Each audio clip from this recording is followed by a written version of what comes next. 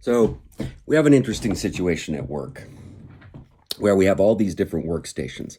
There's the shipping computer and your main shipping desk, and then there's different packing desks, and basically all these different little organized workstations. And at each workstation, there's the tools that you need. There's pens, there's box cutters, there's tape guns, various things that we have at each station. Now, the thing is, what we discovered is if you walk with a pen from one station to the other, it screws everything off. Because what happens is the tools from one workstation end up flowing basically back to the desk of the person who carries pens, right? They're never at the workstation where you need them. They always ended up congregating like flotsam and jetsam in a stream down to the sluggish, low-placed water where everything collects. It's a bad metaphor. But anyway, you see what I'm saying?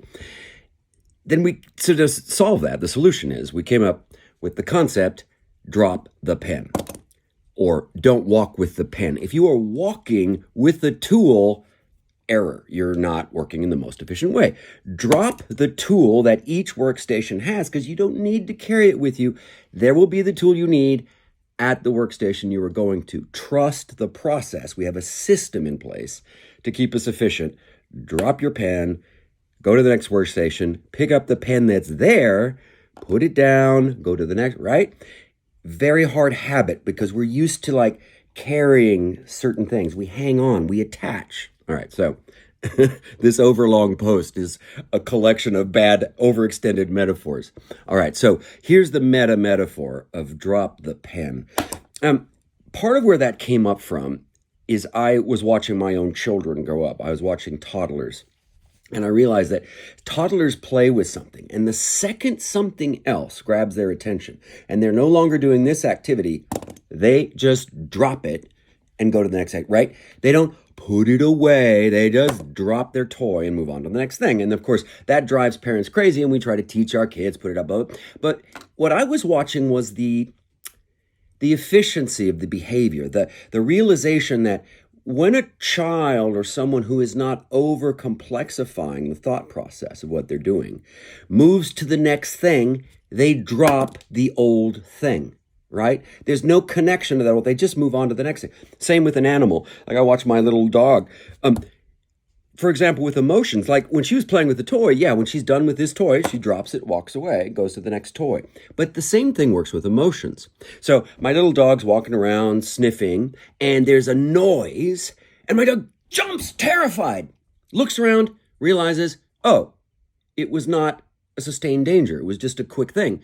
And immediately the dog's like, oh, boom, goes back to sniffing. They let go of that emotion quickly. They needed a fight or flight? Nope. No reason to fight or flight? Okay, drop it. Back to a relaxed state. And that tends to be what we humans overcomplexify and don't do. We don't drop the pen. When it comes to our traumas and emotions, we carry it with us to the next workstation, even though we don't need this trauma, this memory of the event. We don't need the fight or flight to stay because it's not meant to be a permanent condition. It's meant to provide a burst of something that you need and then be let go of. And if we hang on to the pens we're carrying around, that messes us up. How do we achieve the effortlessness of children and animals to use the tool that we need for the moment and drop the tool we don't need for the next moment, right? Dropping the pen, unattaching from those past things that were maybe quite necessary in that moment, but are no longer necessary in this moment. We don't need to carry it with us.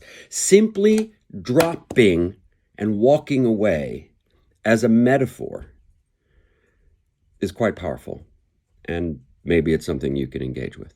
Ciao.